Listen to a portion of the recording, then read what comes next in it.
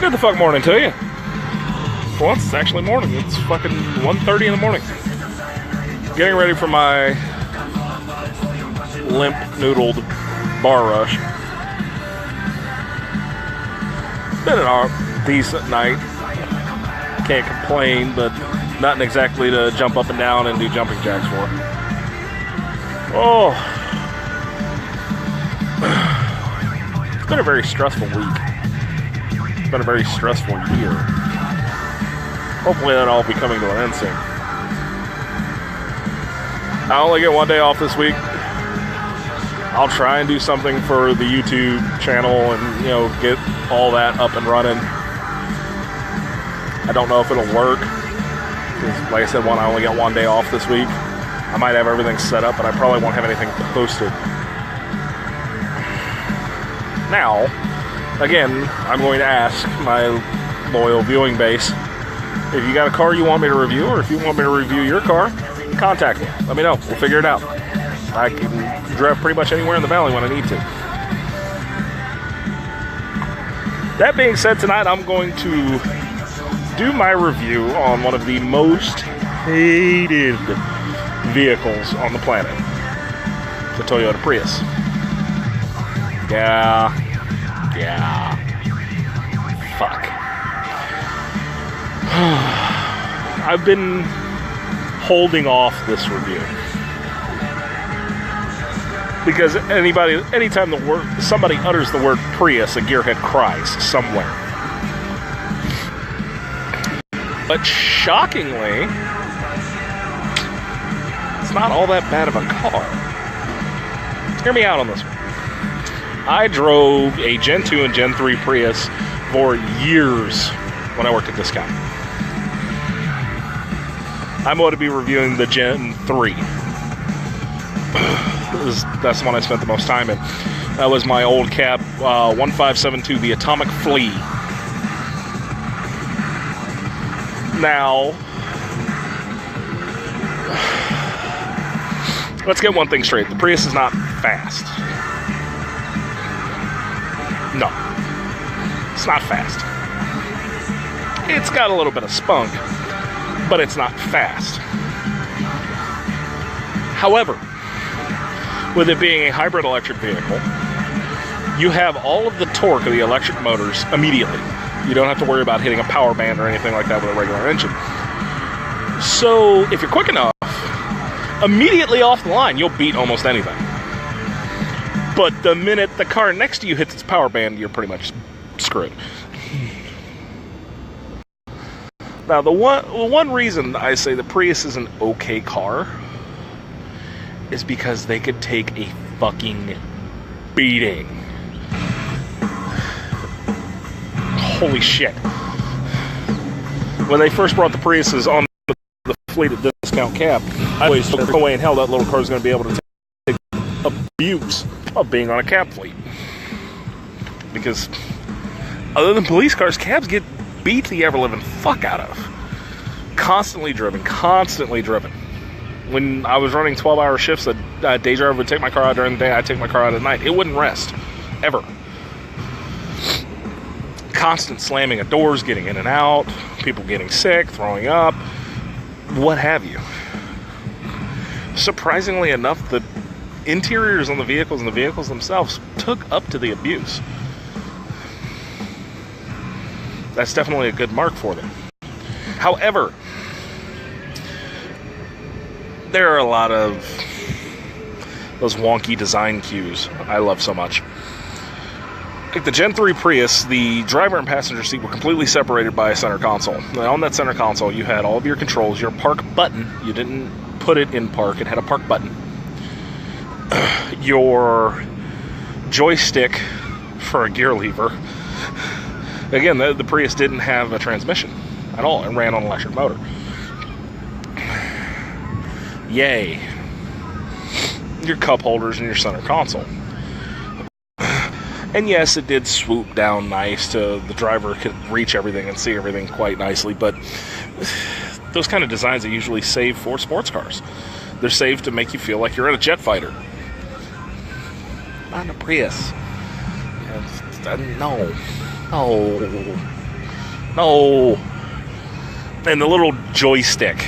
Now, if I remember correctly, they had 3 settings on the joystick, which was reverse, drive, and brake.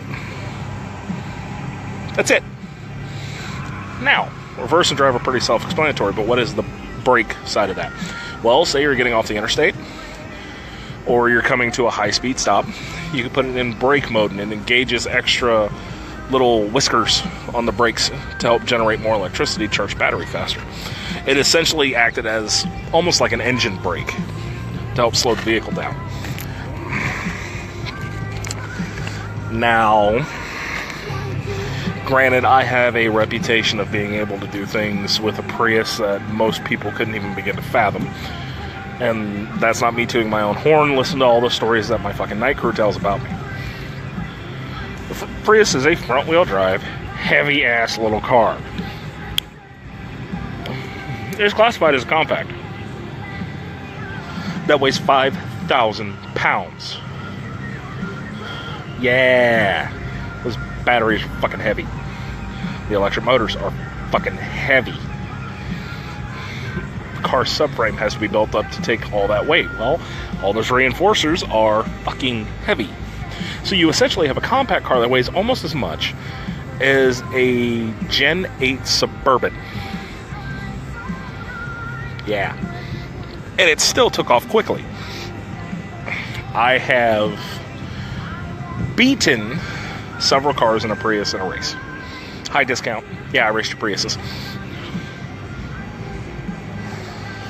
For one reason and one reason only. The fuckers handle like go-karts. They really do. They drive and handle like a go-kart. As long as you could, keep a race in town and the twisty shit, you're fine. The minute you get on a straight, you're boned. I used to kick my buddy Ross's ass all the time, driving my Prius, and he was in his Crown Vic, as long as we were in town. The minute we got on the freeway, all I saw was taillights. But the Prius isn't designed to be a sports car. It's not designed to be a fast car. It's designed to be an A to B commuter, which it does extremely well, unfortunately. It is a good A to B car. It can take a hell of a lot of abuse. Would I ever own a Prius? If I was given one. Would I buy one with money? No. Now, granted, the technology has gotten a little bit cheaper, but here's the massive drawbacks to the Prius. One, they're touted for getting excellent gas mileage. Look at me, so smug. I am saving my carbon footprint. Well, granted, I drove mine like my hair was on fire, but I was only getting 25 miles to the gallon out of it. Then have some drivers get 30 or 40 miles to the gallon out of it. But that's what it's boasting. It's supposed to be boasting good gas mileage. 40 miles to the gallon isn't impressive for a hybrid car. At least to me, it's not. I can go get a Gen 3 Jetta that does the same thing on a gas engine. Hell, if I want to get a diesel, I'll get 50 miles to the gallon.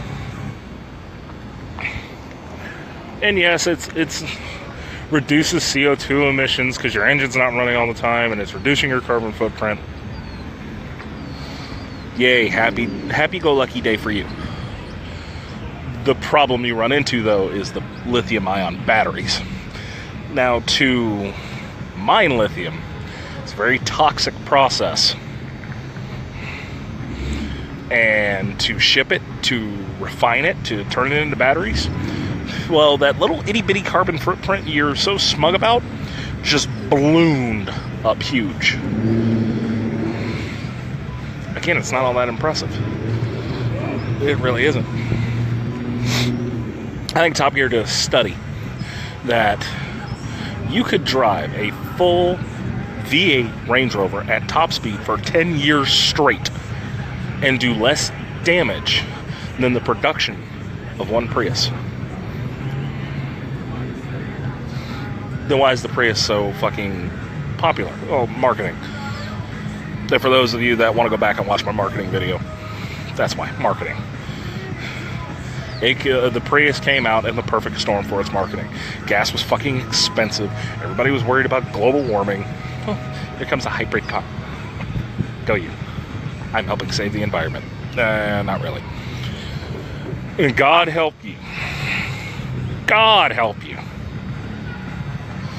When those batteries fail. Change the battery pack in a Prius. 6 G's. $6,000. For something that's only guaranteed for 100,000 miles.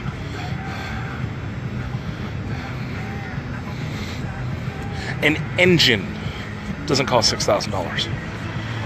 I know, I'm shopping for engines right now. I can get a monster of a motor for $6,000.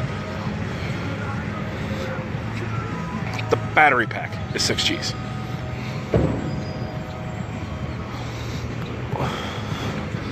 And then there's the stigma of owning a Prius.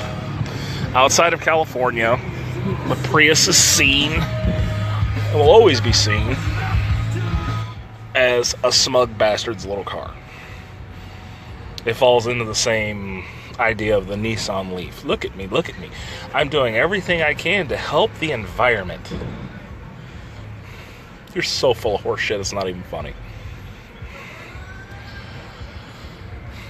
I give the car a 5 out of 10.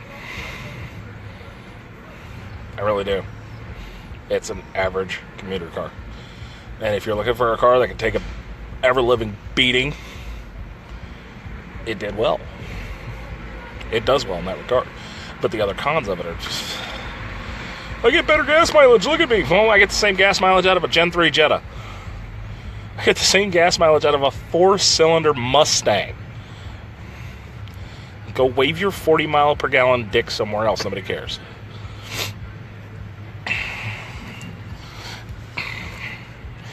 But, you know, Jake, they advertised that it would get 50 miles to the gallon. Yeah, in perfect running conditions. That means the atmosphere is a certain density. The temperature is a certain fucking range. It's running a certain octane of fuel at a certain elevation. That's how those mile per gallon ratings work. Real world numbers, at discount, they were averaging about 40 miles to the gallon. If you didn't drive them like you were fucking nuts.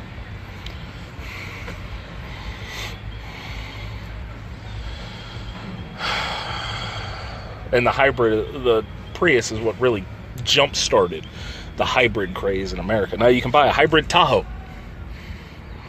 What fucking use is that? I have a full-size SUV, but it's a hybrid, so I get a tax credit. Oh, there we go.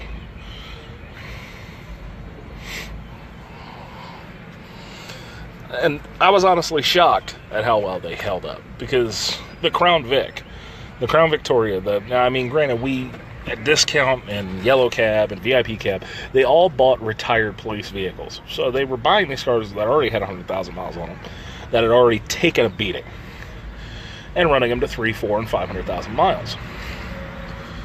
You know, granted, the Crown Victoria, the Panther body Crown Victoria, was originally designed to be a fleet vehicle. It was designed to take a pounding, and the Prius did just as well. That's what shocked me. The Prius was never designed to be a fleet vehicle, but it could still take the abuse. I just can't get over how heavy the car is, how lacking in power the car is. I mean, yeah, it's got a 1 point whatever fucking liter 4-banger under the hood. That would probably get almost as good a gas mileage as they're advertising. They just threw the hybrid system in there because Toyota wanted to fucking promote their synergy drive. And if I remember correctly, for the first, I think the Gen 1 and Gen 2 Prius were loss leaders in the Toyota market.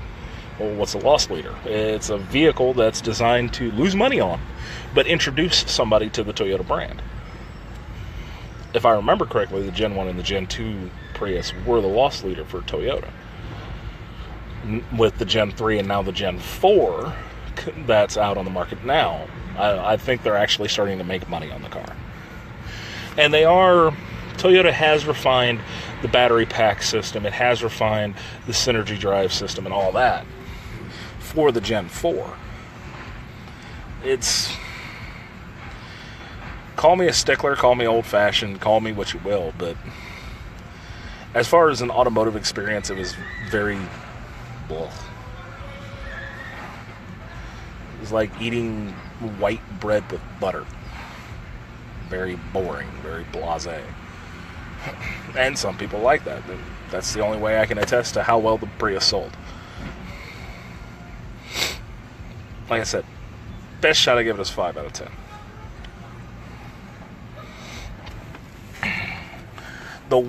Another thing that worried me about the Prius is towards the end of my discount cab career, I was an accident investigator for the company. While the Prius couldn't take a hit worth a shit, if you hit anything, you totaled the car. But at the same time, I've seen Priuses that were wrecked at 60 and 70 miles an hour highway speed. And the whole damn thing just looks like a crumpled up tin can, yet everybody walked away just fine.